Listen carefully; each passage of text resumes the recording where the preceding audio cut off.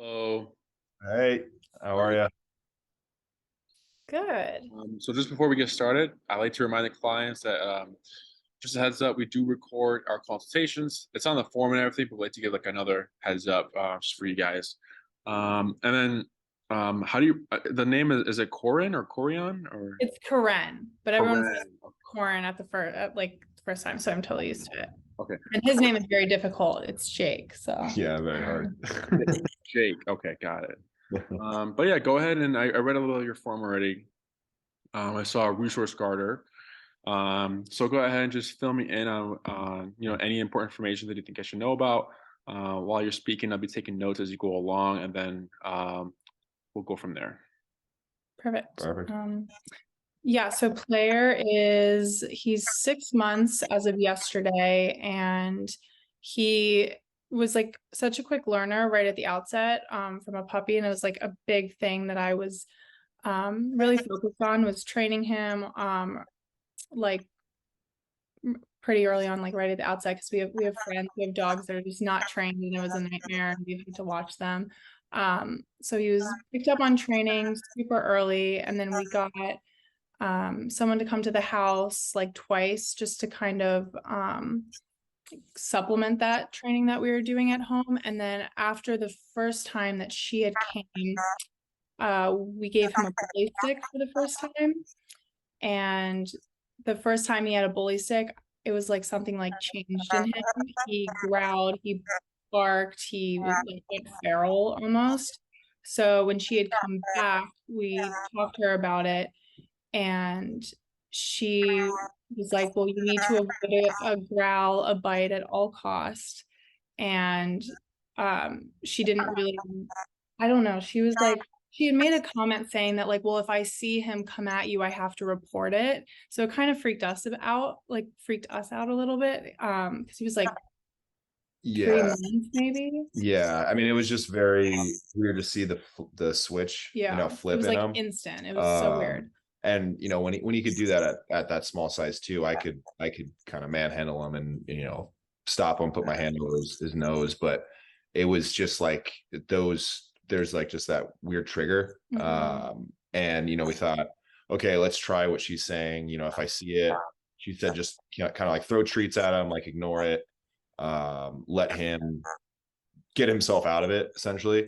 And then just found that as we kept doing that, the more we would even just like come near him, the low belly growls would start. And then from there we said, all right, let's try a week, because also too, it's not like he hadn't done too much socializing with other dogs up to this point. My sister has a dog, and they love each other and hang out, but other than that, he hasn't had that much socializing. So we said, all right, let's try at that point. So we thought maybe he just needs to get like around other dogs, see if that affects anything. And we went to pups for a week, training Like class, the daycare daycare and train. We got like an hour a day with the trainer, and we said that our main concern was the resource guarding. Yeah. And I mean, I think it was worth it, and the fact it just reiterated all the commands he kind of already knew, strengthened those. So he listens to sit, stay.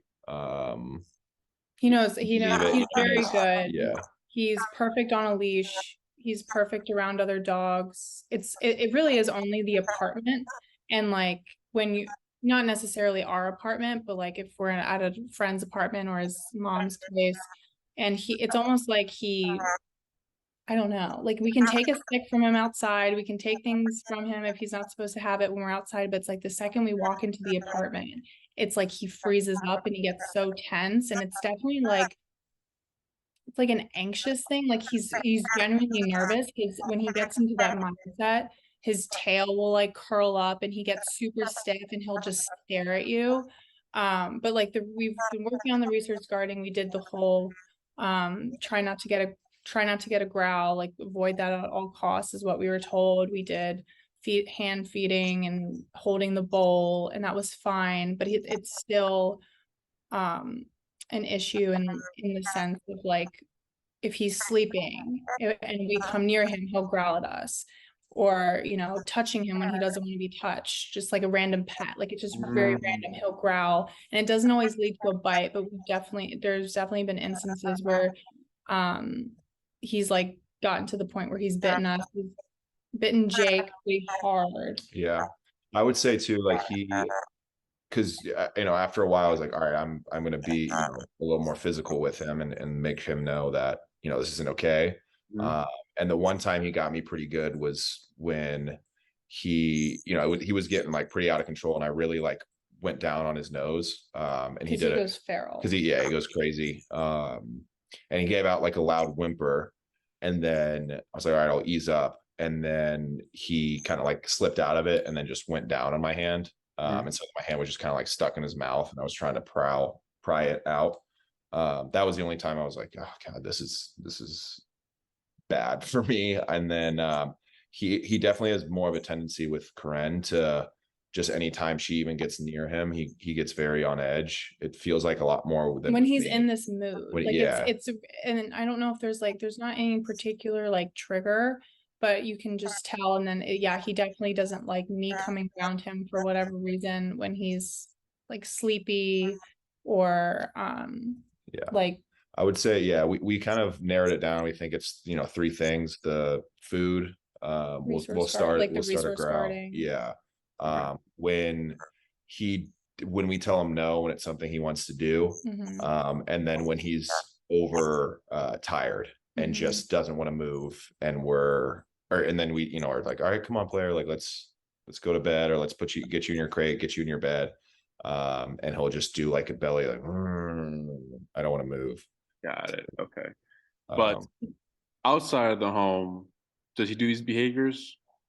In like, we've had him growl at us in like a friend's apartment once, and then he growled at Jake's mom's apartment to Jake today. But if we're outside, we've like never like on a walk on a leash, we don't have any issues. Okay. Were those two growls because of food or sleeping, or what was it?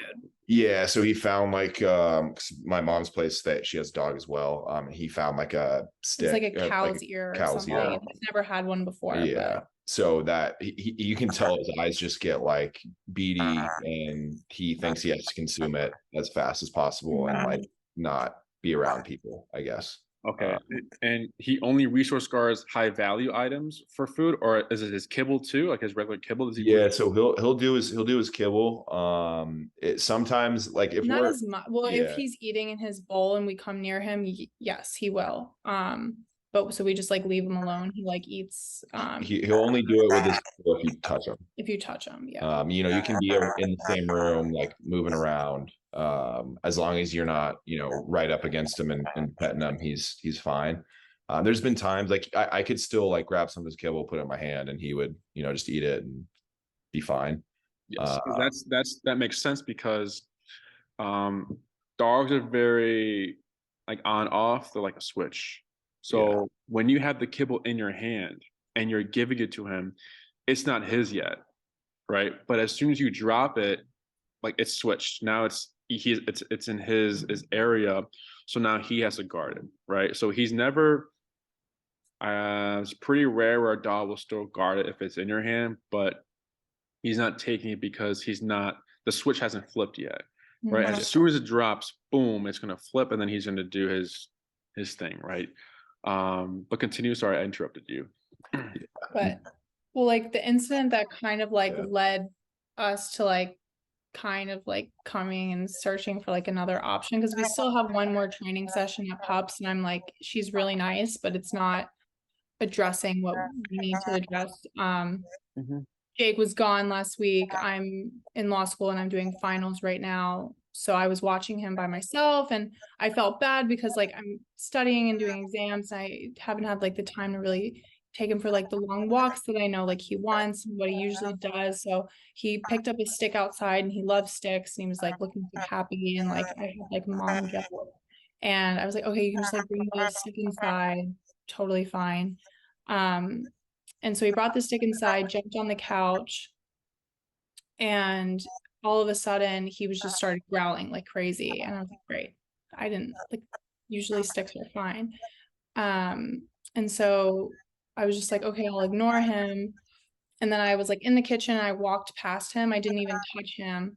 And he like went crazy, jumped off the couch. He like grabbed my sweatshirt at first, and then I like got him off of it, went back, and then he grabbed my hand, and then like I have like 3 bites right here. And like that was just like really scary.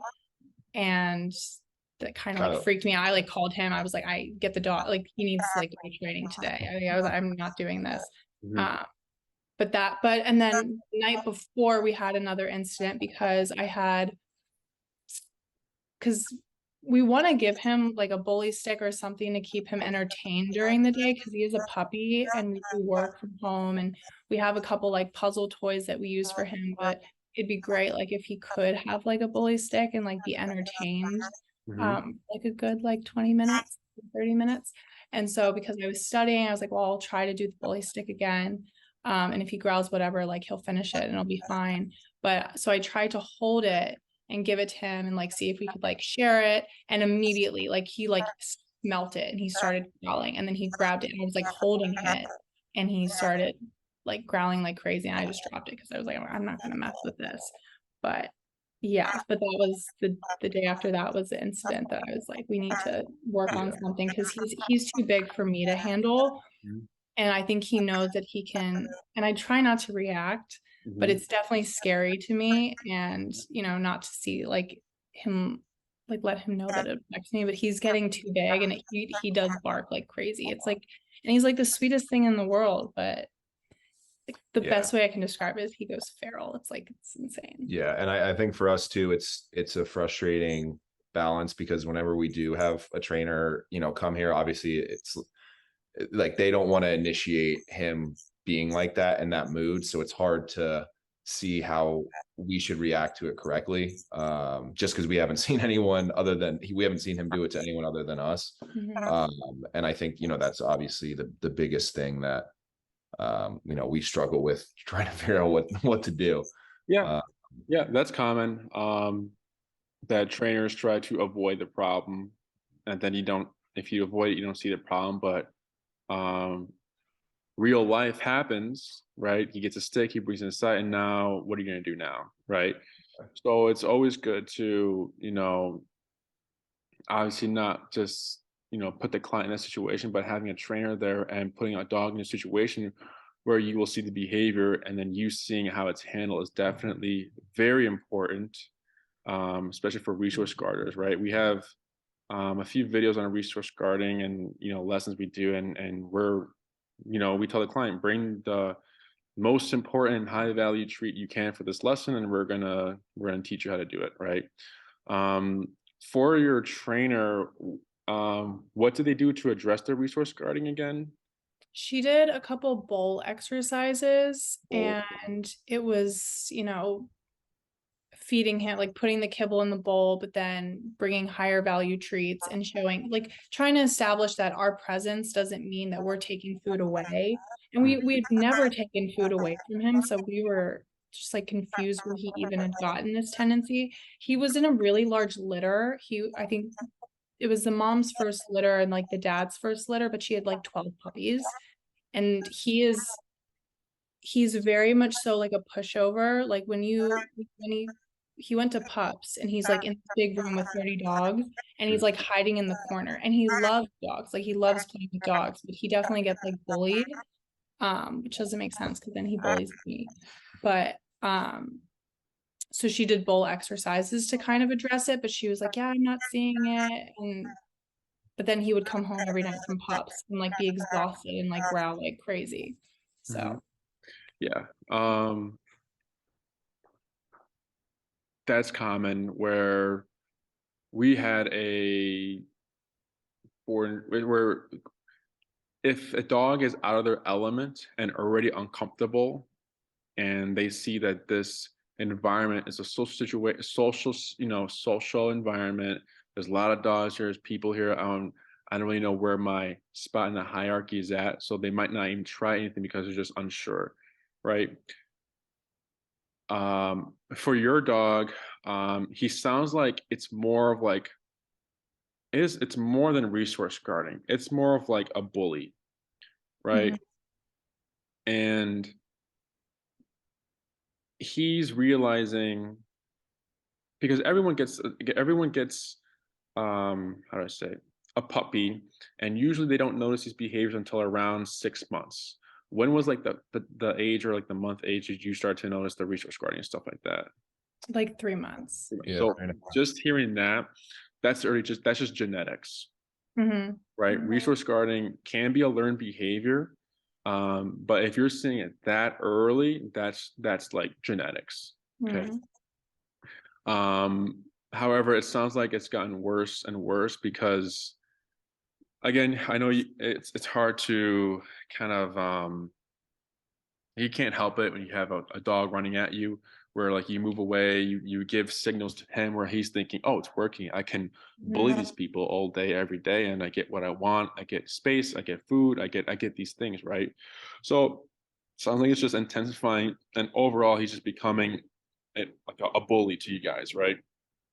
So him not doing a daycare, it's very common with other board and trains, and not to the handlers as well. It's very common that he's kind of, again, out of his element, so he's not going to try because he's just uncomfortable overall, because he lacks confidence in environments, right? A truly confident dog would be comfortable in these environments, right? Let me ask you this: do you think bullies are confident people? Yeah, no. Exactly, true. right? Yeah. It comes from insecurity, right? So when he's out of his element, he's going to become insecure because everything that he's throwing at you guys is coming from an insecurity, right? An insecure dog. Do you guys have the right mindset of, if a dog's lunging at me, well, I'm going to get physical with him too because I'm trying to defend myself. That's correct. However, they bite and you don't, so it can be a little difficult. And confrontation in that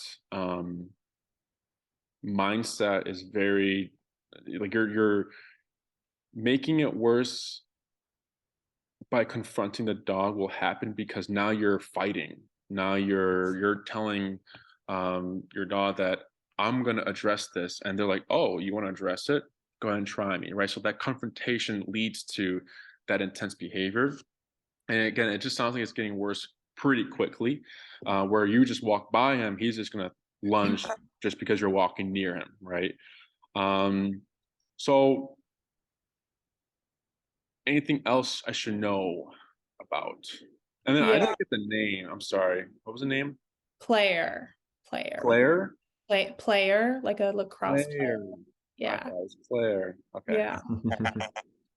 But the last thing, same last week, Jake was in here. It was like a nightmare. It was like a nightmare 3 days. Like I wanted to kill him for leaving me.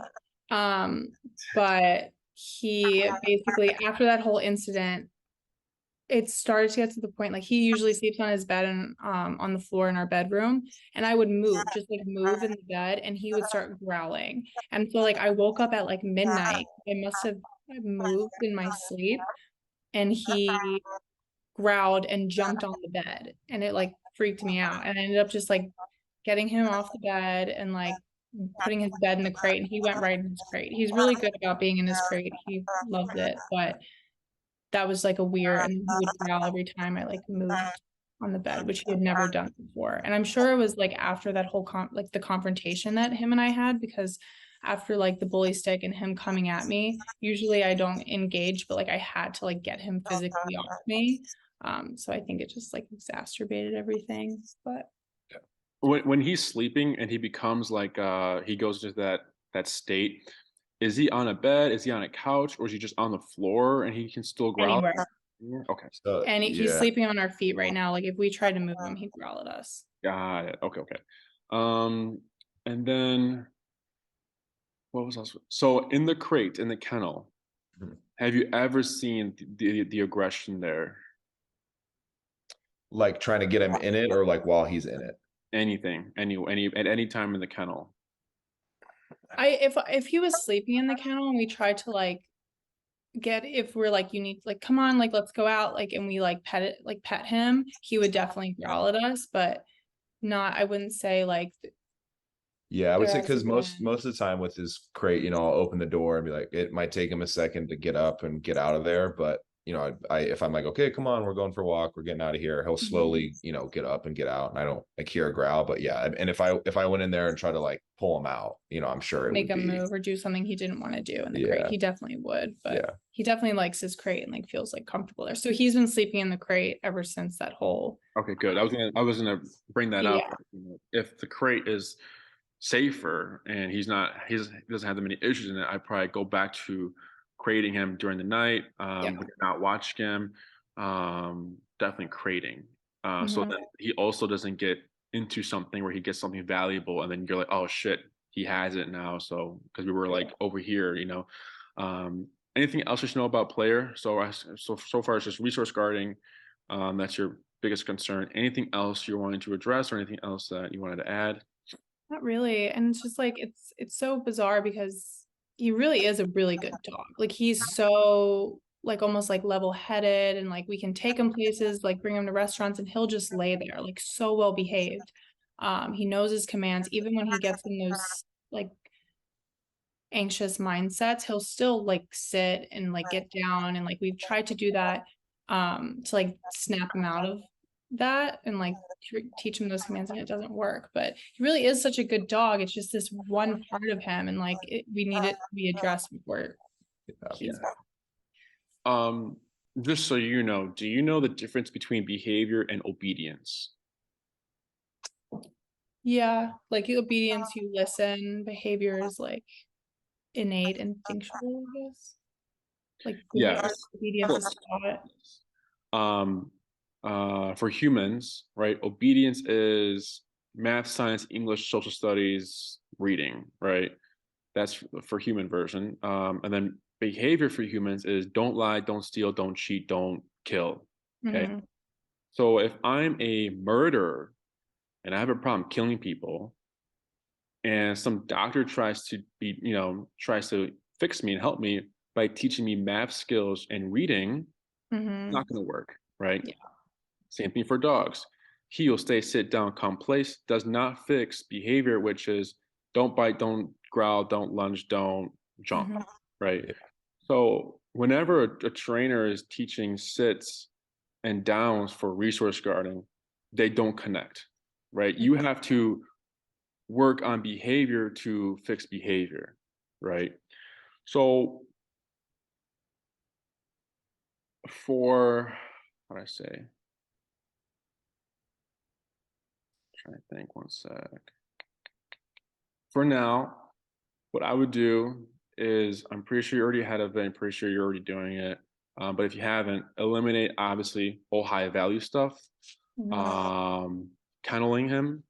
Um, and I would go grab a Baskerville muzzle. Has he ever worn a muzzle before? Mm-mm. I would go grab a muzzle. Okay. Baskerville. Baskerville muzzles are shaped like baskets, so he can open his mouth, so he can pant, so it's not like shut. Mhm. He can drink water, he can take food through it. Um, because when we're working with the resource guarding, um, again, he can still eat food and stuff like that, but he's muzzled, so it should be more safer. But I would start muzzling conditioning him, Mhm. to kind of prepare for the future, like if you have guests come over, right? And maybe he's sleeping and the guest isn't aware and they go bother him. At least he's muzzled and he won't cause any issues. But I Mhm. would invest in a muzzle. There's plenty of YouTube videos on how to acclimate a dog to a muzzle, a lot of food stuff. But Baskerville, they sell them at PetSmart, I believe, and they have like a size chart for you and everything like that. But I would, start that process there. Okay. Um, I'm also going to recommend that you guys, because although I've done resource guarding um, dogs before, I'm probably going to push you guys over to Jesse. Okay. Jesse kind of handles like the more like intense, like like aggressive dogs. Now, a truly aggressive dog is pretty rare. So aggressive, a lot of times that word gets like thrown around for dogs. But again, it's pretty rare. Aggressive is a dog's first reaction to everything. right? Where it's like, again, like you kind of like what you kind of said earlier, it's like you tell him no, he acts aggressive. He's sleeping, you want to move him, he acts aggressive. It's the food, he acts aggressive. So again, I do notice he has kind of that like in him. But usually there's only one specific thing. Like if a dog is a resource guarder and acts aggressive, that makes sense because any dog can be aggressive if you push their buttons. But if they're using aggression for everything, then it's like, okay, this is more than just resource guarding. This is like genetics, right?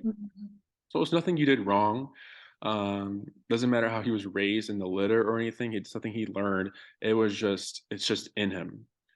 Jesse has he might have to scroll a little bit, but on his Instagram, he's working with a cattle dog, a blue heeler, and the blue heeler's like 3 months, 2 months, and he's doing an evaluation on aggression with the puppy. He walks in with like a bite sleeve, so if the puppy bites him, he's protected. And the puppy was biting him like for real, swinging and like acting like putting on a show. So obviously they started training, with the e-collar and everything. And that dog Ragnar boards with us today with no muzzle anymore, right? So can we get to that point? Maybe. Depends on the dog, depends on the owner, depends how consistent the training is, right? But that's what I recommend for now, is to eliminate those and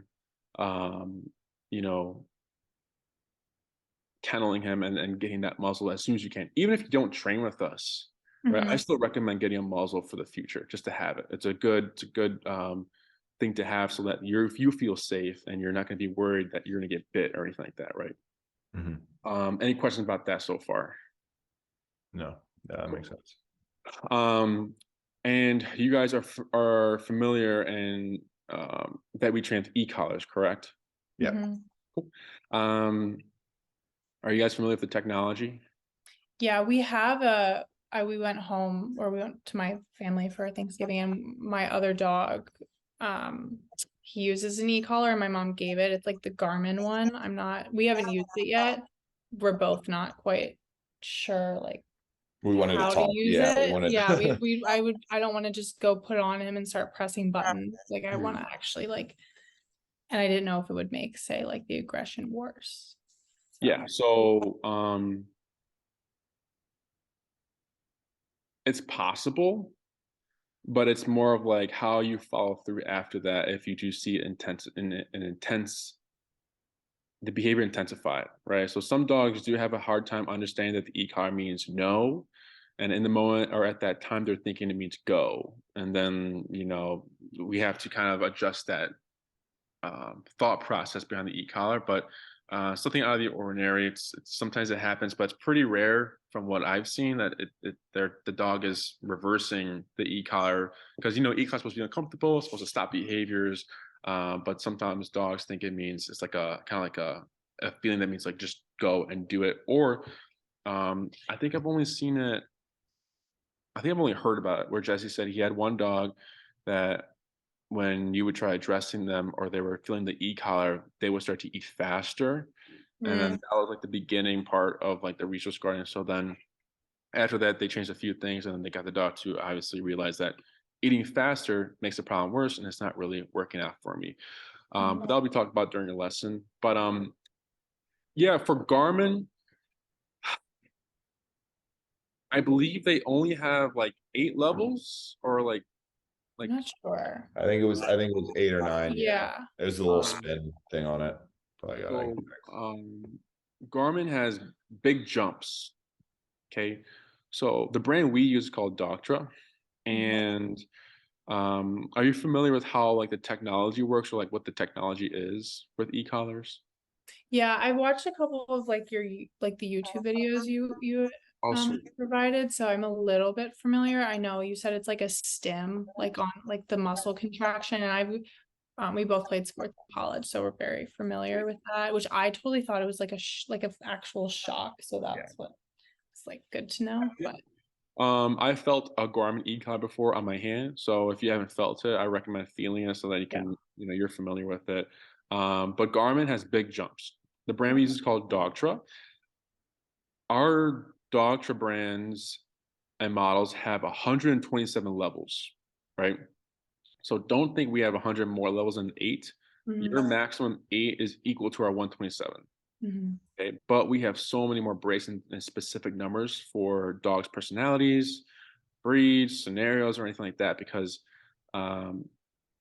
you know, having those big jumps can be one, maybe player is not feeling 4, but then 5 he's yelping and it's too much, right? Yeah. Then you're stuck there, Yeah. right? Sometimes if a dog already has a concept of e-collar, and let's say you prefer the Garmin remote or something, right? You can switch over.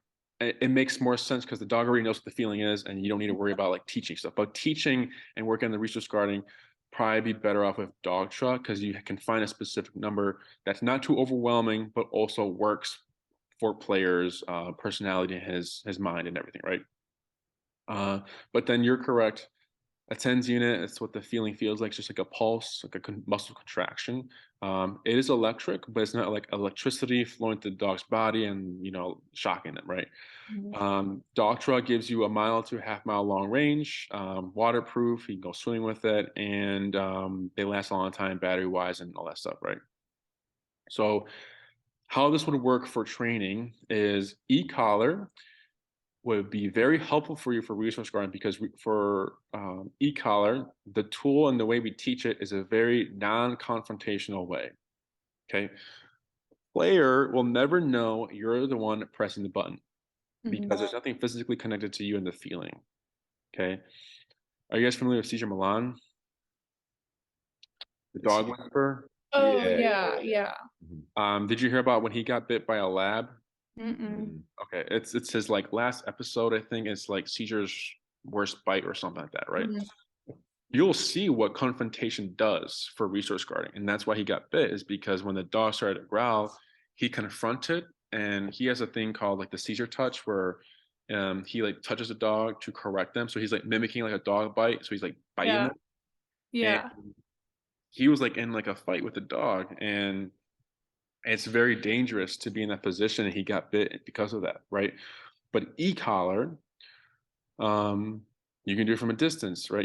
There's many safe ways to go about it, and using our leashes and kind of like the methods Jesse would be teaching you how to use the e-collar so that no one is going to be in danger and no one's going to be bit. And he's going through all these safety protocols of like, if this happens, do this. And he does a lot, he goes a lot into detail on how to handle that moment there. Okay. So that's like a really good thing about e-collars is like you avoid the risk of getting bit, right? But going back to the bite, did he like puncture you guys, or did you guys need to get stitches or anything, or how? No. He's never the only time he's made like me like even bleed was like last week, and it wasn't even like intense. I think he has It's normally like when he does do like the snap, it feels like it's more of him just like being like, hey, my teeth are out. Like he doesn't really like clamp down. The only time he clamped down was because I was like, I was hurting him, and he kind of, my hand just slipped into his mouth at that time, and then he didn't want to let go. I think he kind of freaked him out that it was in his mouth. Yes. So Yeah. it wasn't like he lunged when he got me in there. Got it. Okay. So that's kind of talking about resource guarding there with the e-collar, how it would be helpful. And we'll do lessons and stuff over that. Definitely will want to, you would want to be there to see that.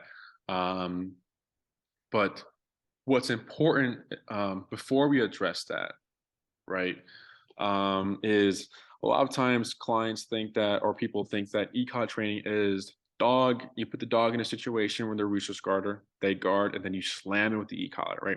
That's not how it works, right? The dog needs to understand how the e-collar turns on, how it turns off, where it comes from, and how it comes, and that the dog learns that the e-collar only comes based on their decisions. So the first thing we would need to teach player is an exercise called heel. Heel is like our walking command. Our version of heel is walk with me, stay with me, and sit when I step. So when you take 5 steps with player takes 5 steps. When you take 10, he takes 10. When you come to a stop, he used to automatically sit with his shoulder parallel to your leg, loose leash in any environment. I don't care what's going on. That's how strict the heel needs to be. And we're teaching you that first class. Why it's important, obvious reason would be a nice walk. The other reason is, again, having him understand when the feeling comes, when it goes away, right? Because if you put him in a situation, you just slam him, he's going to be thinking, where did that come from? When is it going to come? And all these thoughts are going to be kind of happening. So he needs to understand what the e-collar is and how it works first, before we kind of go into the behavior stuff, right? I know I said earlier, obedience doesn't fix behavior. However, the way we're teaching heel is why it can affect a dog's view on you guys in life. So what I mean by that is e-collar is physicality, right? It's physical on the dog's neck, right? As you've seen from Player, how he communicates is through physicality, right? He can't use English. He can't say, hey, Dad, can you just not look at me? Because I'm going to growl and bite you if you look at me, right? It's just, oh, he's looking at me, I'm going to growl, right? He can't communicate that way. So we like to use the language back to them, where we're biting them and we're communicating them via physicality of their language, okay? So with the heel, it gives you opportunities to practice discipline and structure in a non-confrontational way, which then allows you to kind of change his lifestyle in a way. So like whatever, like for example, what I mean by this is, let's say a parent raises a child and doesn't care, right? You flunked this class, I don't care. You don't want to go to school, you don't want to go to school tomorrow, I don't care. You can stay home, be home at whatever time, I don't care, right? That child is going to become a specific adult, okay? Versus, hey, you failed this class, I'm gonna have to take this away. I need you to be home at 9 p.m. Or, very strict parents, that child becomes a more disciplined adult, okay? So whatever your dog is practicing is who they become, right? So heel gives you an opportunity to practice structure and discipline, because when you take 5 steps and he's taking 5 steps exactly, that's pretty strict, right? In a non-confrontational way. So then in most cases, like 90%, you'll start to notice differences in Player. So like, for example, I had a client who said, yeah, my dog barks at 4 a.m. and wants to wake up and run around and gets the zoomies and it's just crazy, right? 3rd class, how's that going? She doesn't do anymore. Another example would be, my dog stares at glares and shadows and drools and doesn't stop until the shadow goes away, right? How's that going? By 3rd, 2nd class, oh, it just went away on its own, right? So certain things kind of go, right? That we don't need to address directly, right? Resource guarding for Player is something you would need to address directly. I'm not saying that's just going to go away by its own, but you'll notice some things will be easier, right? And not as difficult. Now, can we put Player in a situation where we see in resource guarding and use the e-collar? We can technically, but it's going to be difficult and going to be more frustrating for him. Versus if we layer the e-collar foundation first, layer these rules, and him thinking, damn, I can't even walk past mom, I have to sit when she stops, I have to do all these things. It can mess with a dog's psychology in a way where they're thinking, well, if she has all these rules now, why would I try? So Yeah. you know what I mean? So that's like kind of like the point of heel and that teaching of it, right?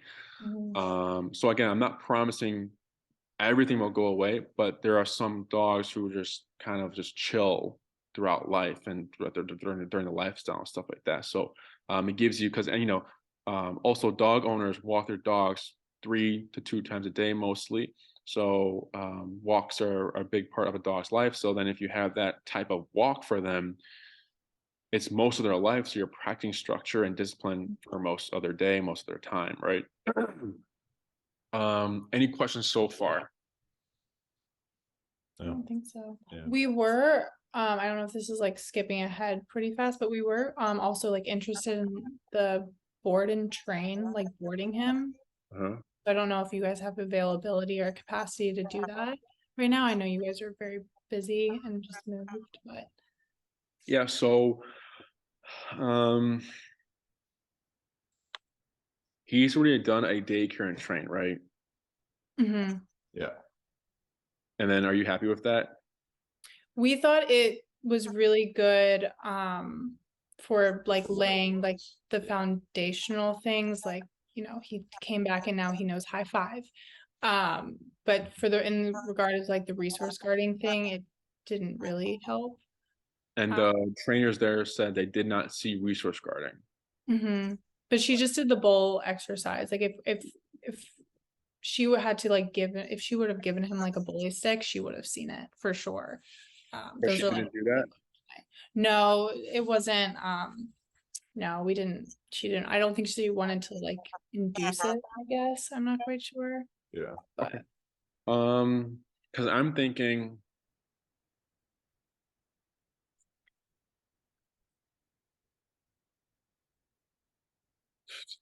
I'll speak to Jesse about, I get his opinion, but I would probably recommend in person for you guys because these issues again are kind of more than resource guarding. It's more on relationship. I think my So if we, oh, did I lose you guys? Hello? Hello?